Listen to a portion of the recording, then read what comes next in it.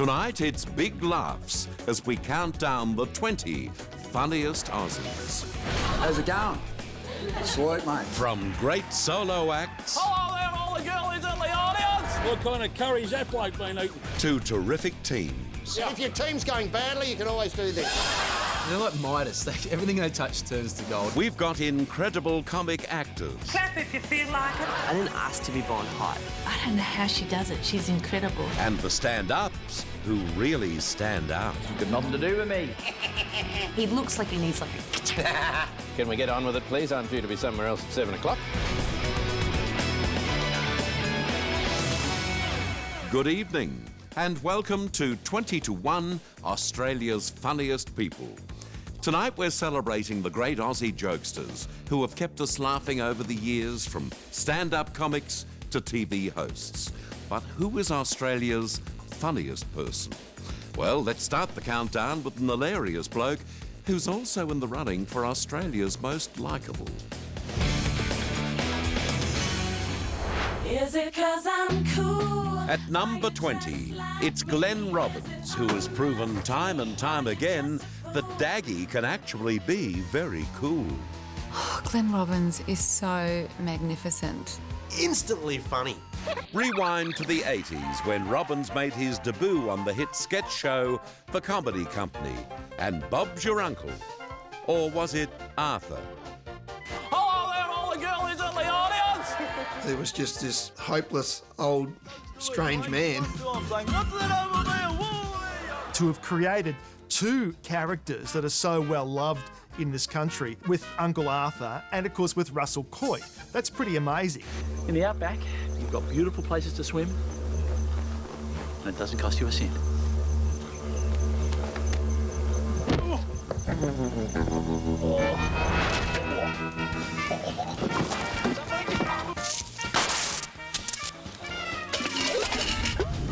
But if he did nothing else but Kel Knight in Kath and Kim, Come here, Foxy. Oh, you great Uncle Spunk.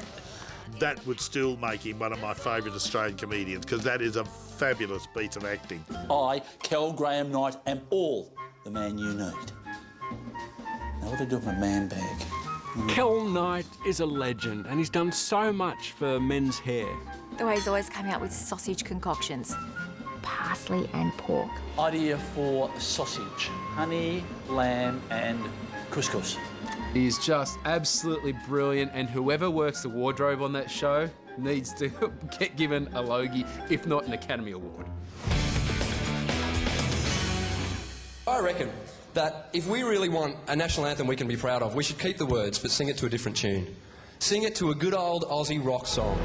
Australian song, let us rejoice, for we are young and free. At number 19, it's a comedian and TV host we're proud to call Australian, Adam Hills.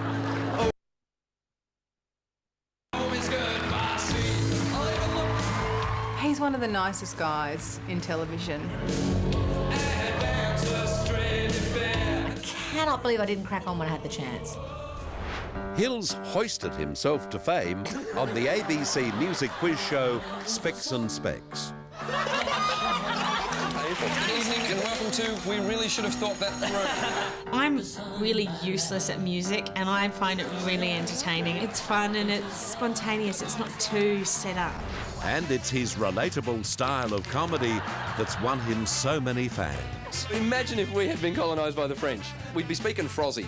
That's what we'd be speaking. I would have walked out here at the beginning and just gone, oh, bonjour. I really like Adam Hills in the way he's very open and confident and delivers in a way there's no arrogance, there's no ego involved. But he's just got this quiet, gentle demeanour about him that happens to be hilarious. And he never seems to put a foot wrong. I never knew he had an artificial leg. I thought he was joking until he showed everyone. Look at that, it's like a weird episode of Oprah. And it's nice that he can make fun of himself. And that's why he has been so successful, because that's what Aussies love.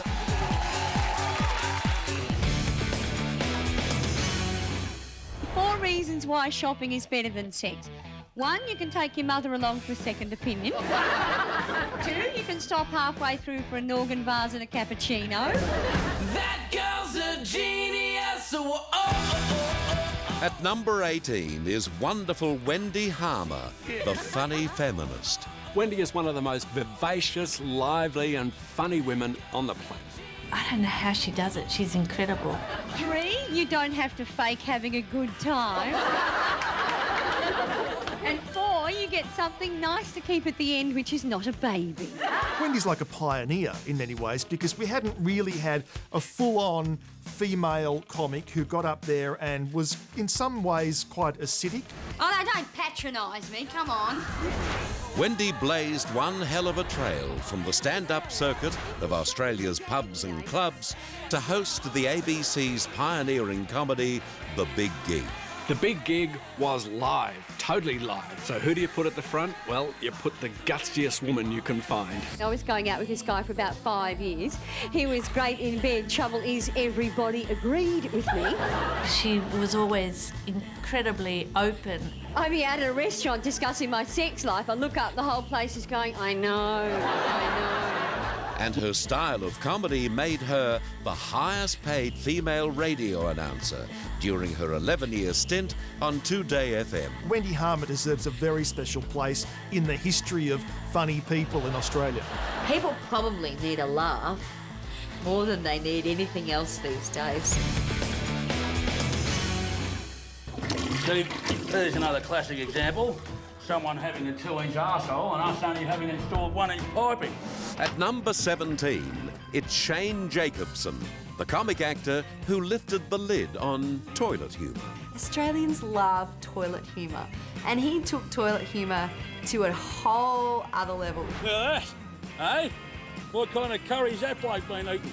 Taking care of business every day. Shane's debut film, Kenny, about a Portaloo expert who's up to his neck in it, was flushed with success and won Shane a shipload of awards. Everyone said, gee, you know, you were good in that. And I went, well, I can't be that good. It took me, no one knew who I was for 36 years. You can become a doctor in 8. Just make sure you stock up all the poo tickets, boys. This one's going to get a flogging today. Kenny is a knockabout Aussie bloke who maybe isn't the sharpest tool in the shed, but is certainly one of the most passionate. Well, I lost my missus. I lost her out of it. That was, well, I didn't lose her. I know where she is. She just left me. But when you spend more time with other people's poo than you do your own wife, I guess you've got to pay the penalty. Poo jokes are funny, but poo jokes with a lisp, hilarious. No man should be set on fire trying to save one of his shitters, you know. You're just so much on that guy's side. It was funny and charming. And we've been able to see another side of Shane with his new movie, Charlie and Boots, and a role in the stage musical, Guys and Dolls. Question is, what do they call the second Kenny movie? Kenny number 2?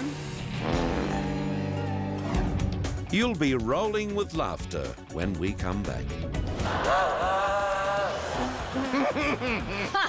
It was me! Oh, I'm freaking out. Oh, no wonder she went into comedy.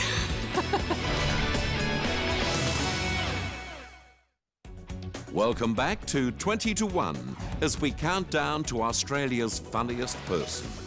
With 4 comics down, we now come to a double act that strikes fear into the hearts of politicians around the country. That's not just comedy, that's a public service. Mr. Hawke, is it true that interest rates will go to 17%? I was unfaithful to my wife, yes. Mocking ministers and poking pollies at number 16, it's the comedic collaboration of John Clark and Brian Daw. 17% is appalling. How are people going to cope? I'm not going to run away from it. It wasn't just my own wife either. I was unfaithful to a lot of other people's wives. John Clark and Brian Daw, genius. God, they make me giggle. The dry, stale banter that goes on between them is just fantastic. Clark and Daw came to prominence in the 90s with their satire on weekly political activities. Mrs. Bishop, thanks for your time this evening. Yes, can we get on with it, please? I'm due to be somewhere else at 7 o'clock. Any comedian messing with politicians is a friend of mine. Which joke would you consider to be the joke of all the ones you've performed? I suppose my favourite would be when I stood for Prime Minister. John Clark gets up there just as himself, and it's hilarious. Brilliant. and cheap. But it was their ABC mockumentary, The Games, that was truly gold. Which was a satirical look at the Sydney Olympics, which was one of the funniest shows leading up to the Games in 2000. Juan Antonio Samaranch is on his way up here now in the lift. What's he doing here? Apparently I'm showing him a swimming and diving complex. John, it's not going to be ready until January. I neglected to point that out to him. There was line after line after line of just this classic comedy. Have we got a stapler, Brian? We must have a stapler. We're the Olympics. This stadium's never going to be finished at this rate.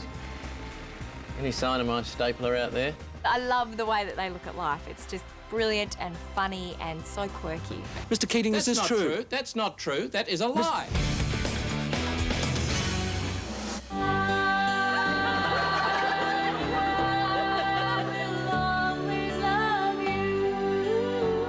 At number 15, we're singing the praises of when she made her first TV appearance on New Faces.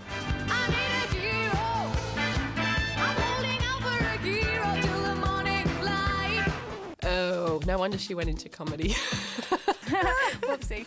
She's been around popping up in different guises for the past 10 years.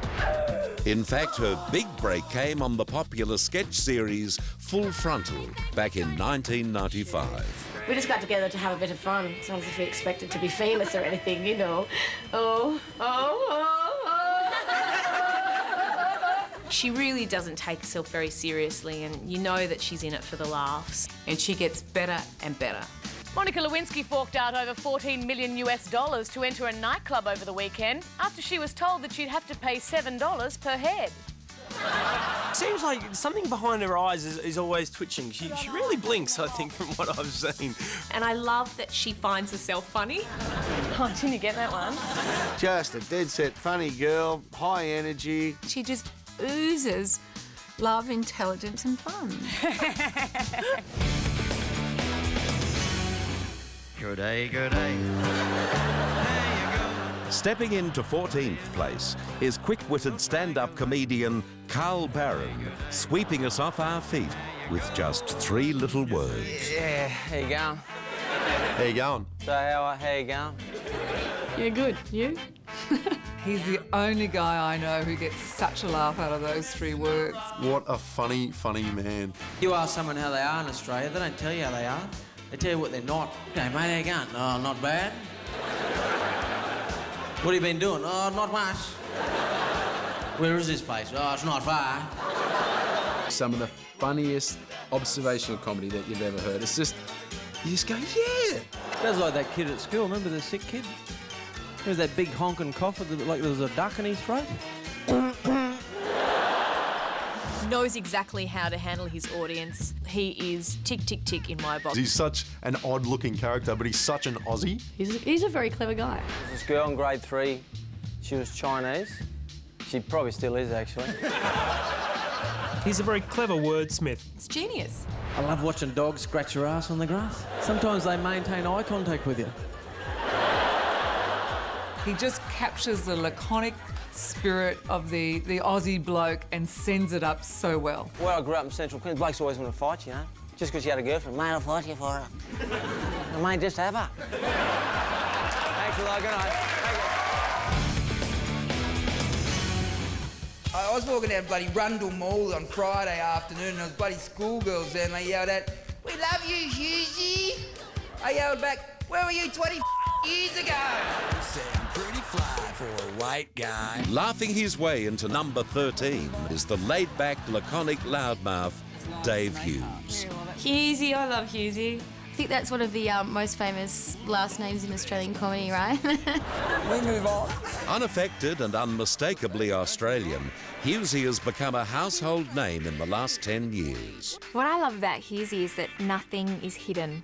Everything in his life is open slather for conversation and comedy. I said, "No, I'm not getting fit for the wedding. In 10 years' time, I want our kids to see our wedding photos and say, Dad, you've kept yourself okay, haven't you?"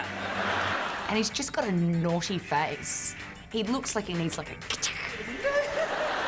Hughesy can make something unfunny sound very funny. So I'm a little bit concerned because we've sort of got water restrictions now in the middle of bushfire season, so my backyard's on fire. I'm going to have to wait till after dark to put it out.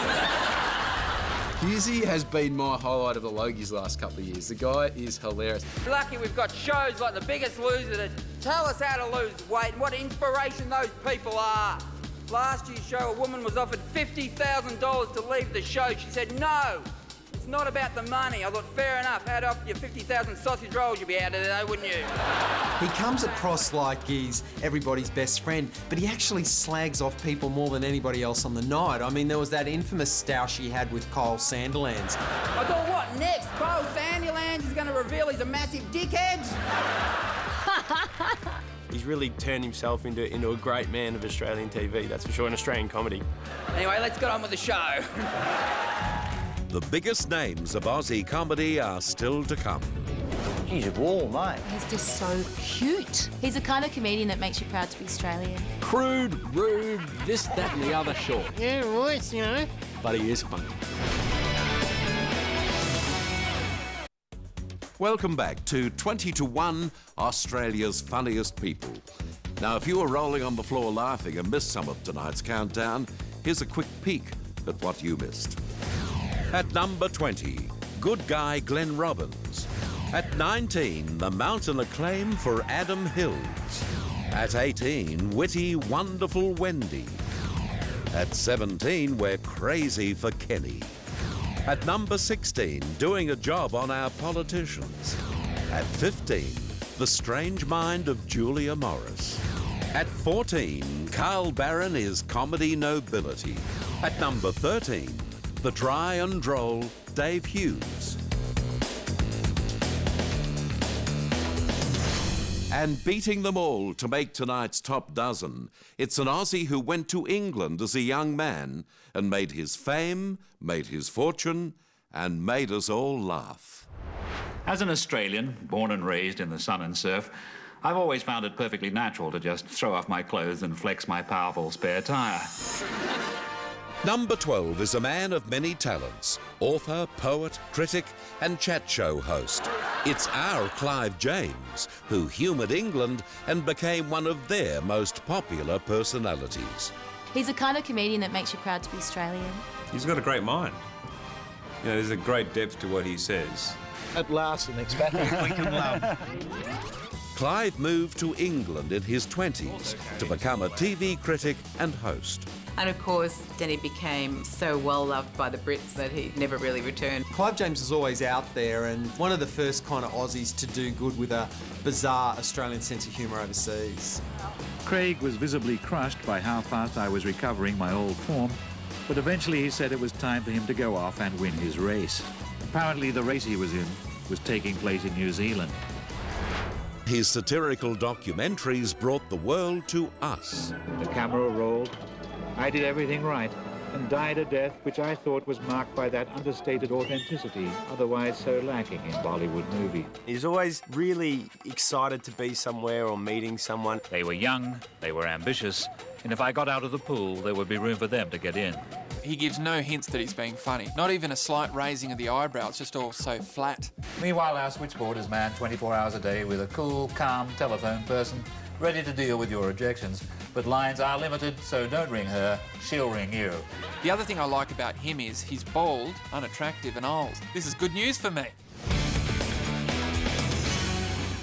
Oh, I like girls that have small hands because it makes my willy look big. At number 11, it's the very crude and lewd Rodney Rude, who's been the master of R-rated comedy for over 40 years.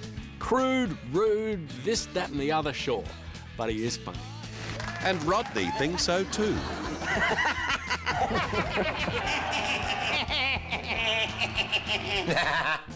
If you're a true blue Australian, you can't help but find some of the stuff that he has to say pretty funny. What a vegetarian dingoes eat, Cabbage Patch Kids. Phil's houses all over Australia. He only has to tour once a year. And then he gets his whole year's earnings from like one quick tour, quick as a wink. He's got that strange, yeah, right, you know. He just has to talk and you've got to start laughing. What's the best place to be when there's a terrorist alert? The local swimming pool because they got a sign, no bombing. What Rodney Rude realised is that if you swear a lot, it's a whole lot funnier. So he'd take, I'm just going down to the shops to get a loaf of bread with my mate Gary, to I'm just going down to the shops to get a loaf with that Gary is an idiot. Look at you, you underage little. Look at you poster. It's a bit sad that I find it so funny that all he has to do is swear 1,000 times in a few sentences, and I find that hilarious. Some people don't like that sort of comedy and some people do, you know. It's all back to that, isn't it? But his raunchy routines have landed him in trouble. In the 80s, in Queensland, surprise, surprise, he got arrested for obscenity. And, you know, he took it as high as he could, and of course he won. Why? Because he's funny. He's that typical Aussie kind of in-your-face, no-holds-bar kind of humour that we all enjoy and laugh at, but we would probably only do it in the comfort of our own lounge room.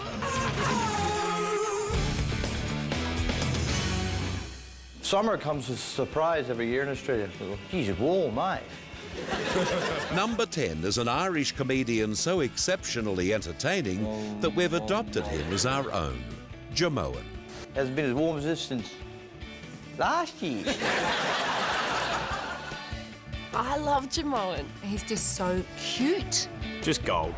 Jamoan has become one of our most recognised comedians on the big and small screens, thanks to his skewered view of the absurdities of life.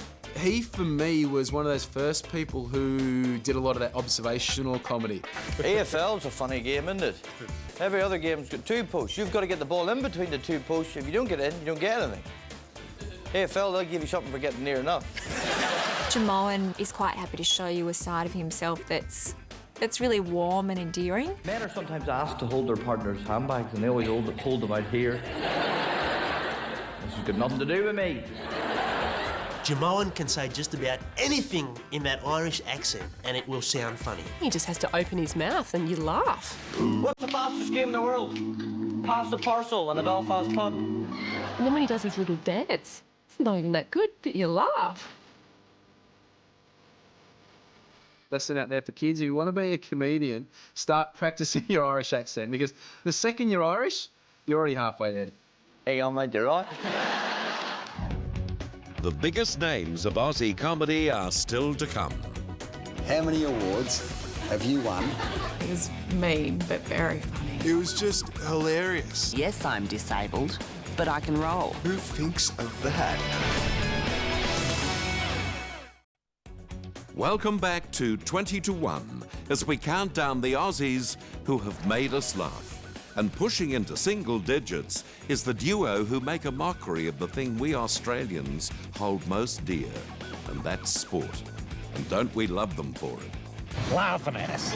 Here I come in. And if that doesn't At number 9, it's the dynamic duo who turn comedy into a contact sport. Rampaging Roy Slavin and H.G. Nelson! I love Roy and H.G. Roy and HG have got to be 2 of the smartest guys in the country, acting like the dumbest guys in the country. You don't look silly, you look at home. Yeah. And if your team's going badly, you can always do this. Roy and HG created a whole new ball game with their unique take on sports commentary. The International Festival of the Boot. In shows like Club Buggery, the Memphis Trousers Half Hour, and This Sporting Life. They certainly add another dimension to Australian sport. I think this is the future of cricket. Here are the players warming up. The way the ball's delivered is interesting. Yes, that's right. It's always better to turn up them and turn the commentary down. Let's have a look at Merv coming in now, and the ball just misses the bat. What does Merv say? Something like, you fat, blah, blah, blah. And they used to do that terrific of after the Olympics show. Everybody was watching. They were that good that athletes were underperforming because they were staying up late to watch Roy and HG on television. Bring your shovel when you come to Greece and just get off the plane, waddle about and dig. Very clever guys, and their material is always so good. Here, the Lion of Athens, 5 gold medals. I think they're awesome. See you later.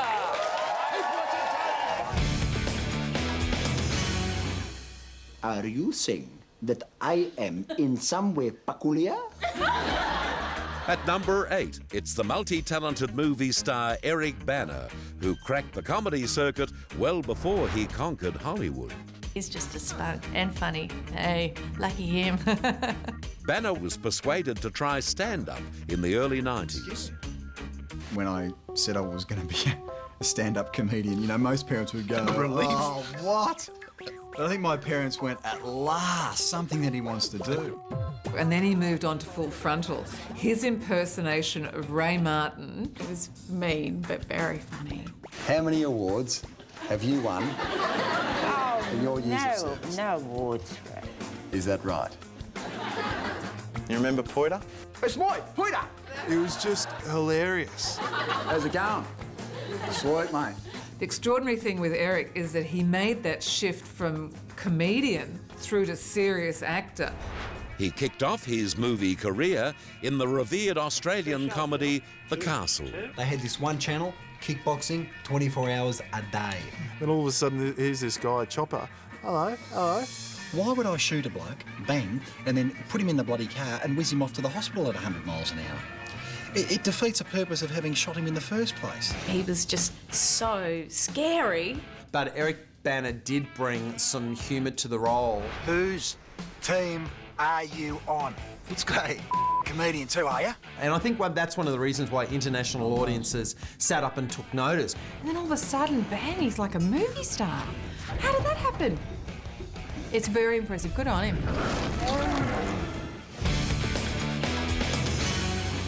If it wasn't for me, you guys would be totally dead.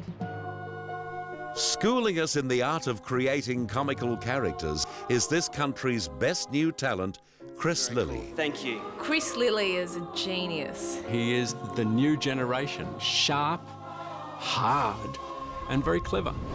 Lilly's groundbreaking mockumentary, We Can Be Heroes, follows 5 hopeful characters vying for Australian of the Year.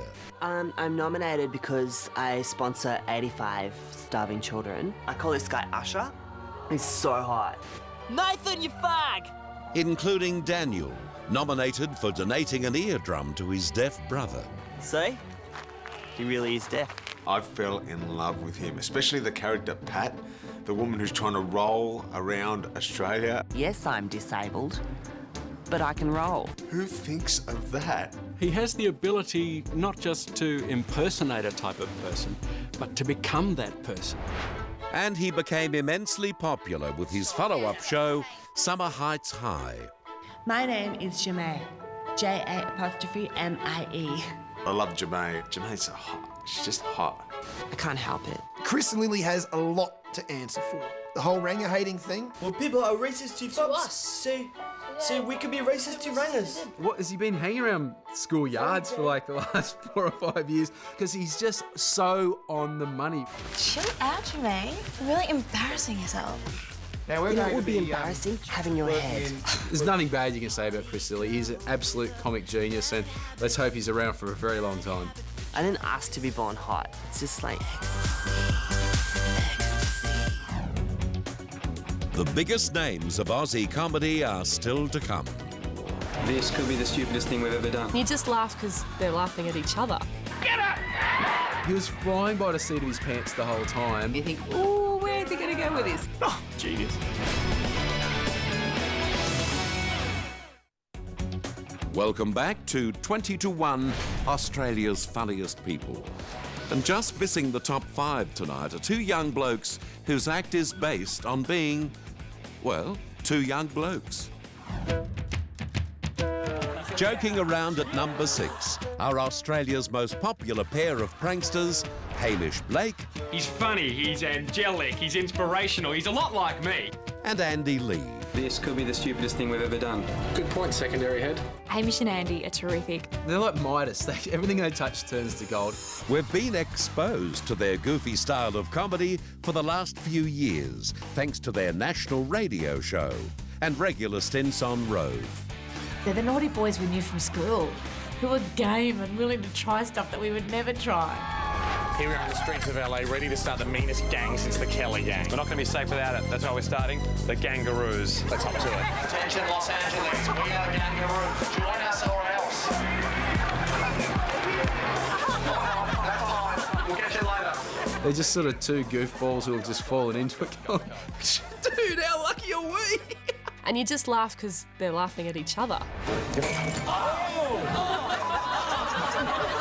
And they milk the audience for laughs with their Caravan of Courage tours. And we decided to have an old-fashioned milk-off with the loser having to suck on a goat's teeth.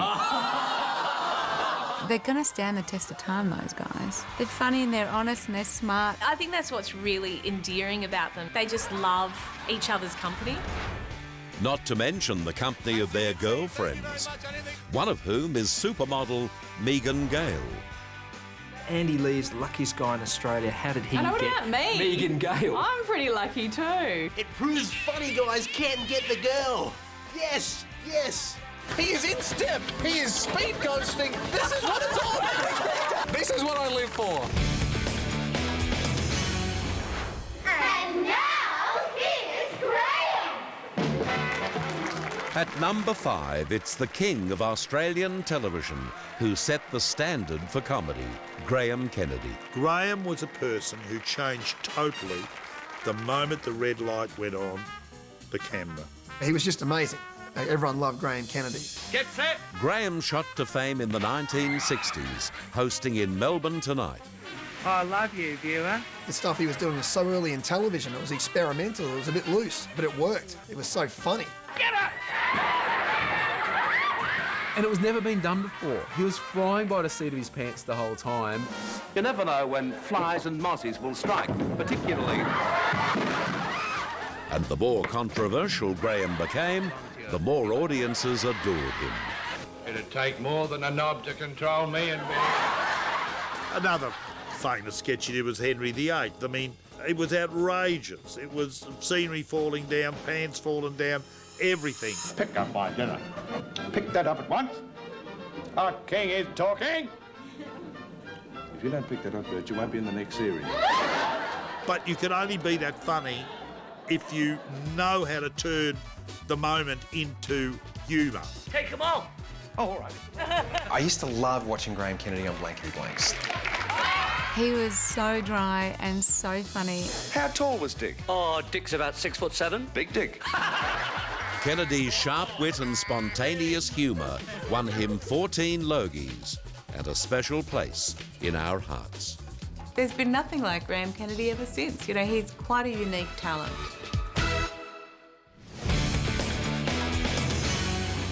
Now look at me, please. Look at me. Look at me. Look at me. Now I've got one word to say to you, Kim. Oh, genius. I think those two are hilarious. They're just a brilliant comedy duo. Creating some of our favourite comic characters are those foxy morons, Jane Turner and Gina Riley. Anyway, nice to meet you, fat bitch. Who joined forces 2 decades ago in Fast Forward. You know something, Victor? What? You're a very unattractive man. It's hilarious. Yeah, very, very clever. And their best creation is the sharply crafted suburban satire of mother-daughter combo, Kath and Kim. Brett and me have decided we want solid monogamy. Oh no, Kim, monogamy's very old-fashioned. You just need a veneer of monogamy, that's all people care about. Kath and Kim, in my opinion, are probably the funniest women in Australia.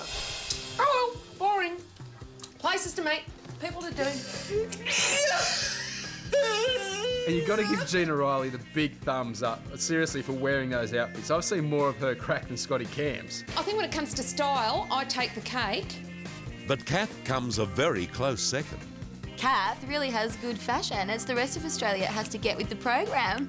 I love the characters of Prawn and Troy. I just want to go bush, you know, somewhere off the beaten track. Really?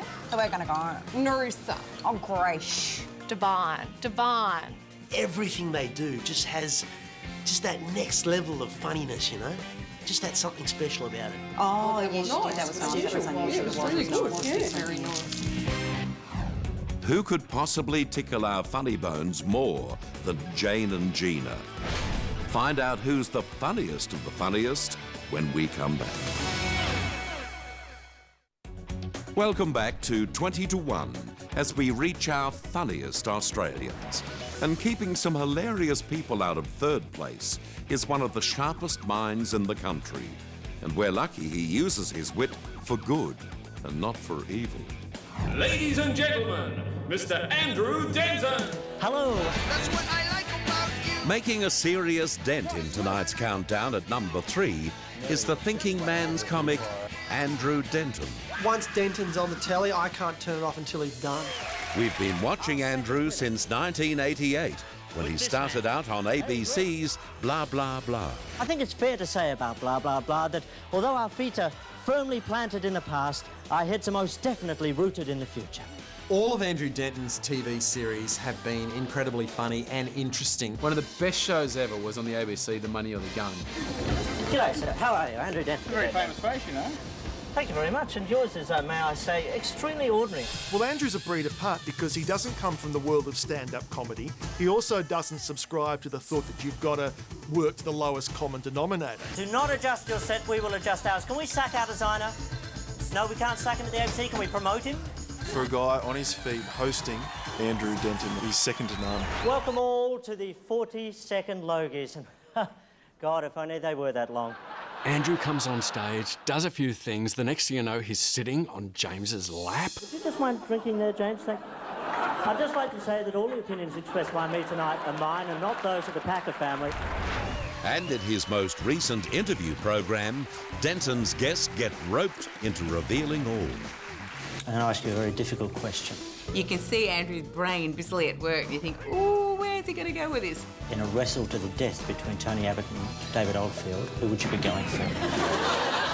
He's just too smart for words. I mean, imagine getting the call saying, Andrew Denton wants you on enough road. You yourself.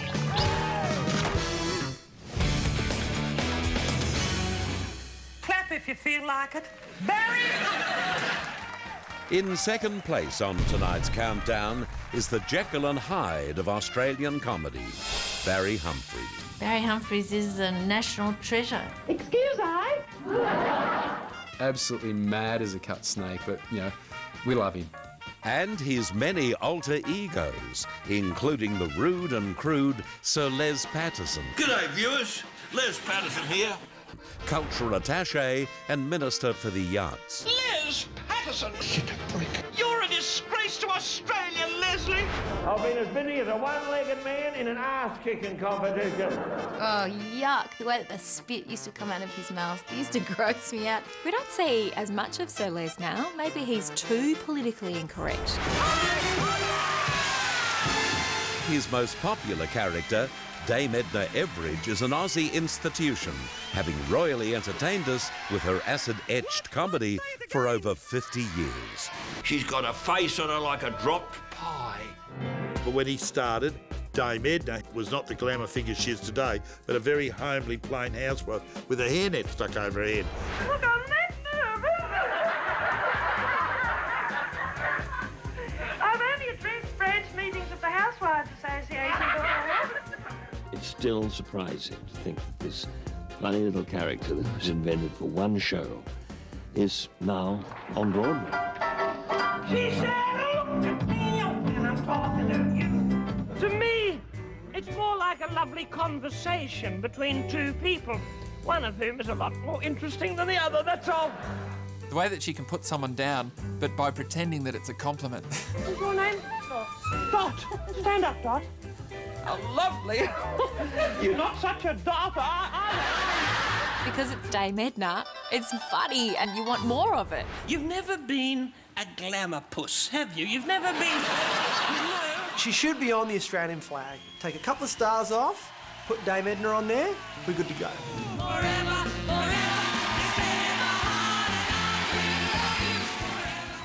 What an amazing career.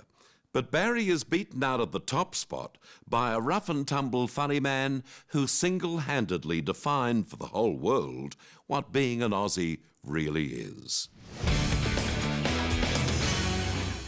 Ready, mate?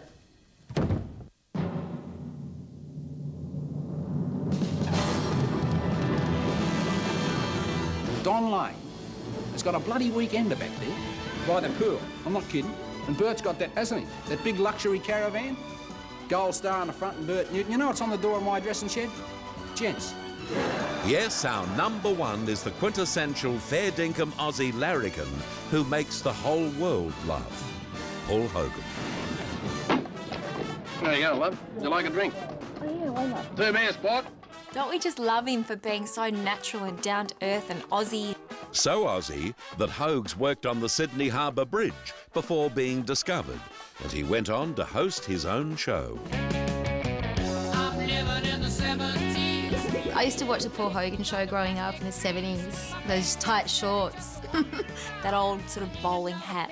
Great characters, so Aussie. Remember Leo Wanker, the stunt guy? An incredible display of subhuman strength. And every time he'd do something to go wrong, they'd come out and nail him with the fire extinguishers. Super Dag on the Paul Hogan show was something that you used to laugh at. Look, up in the sky. It's a bird. It's a plane.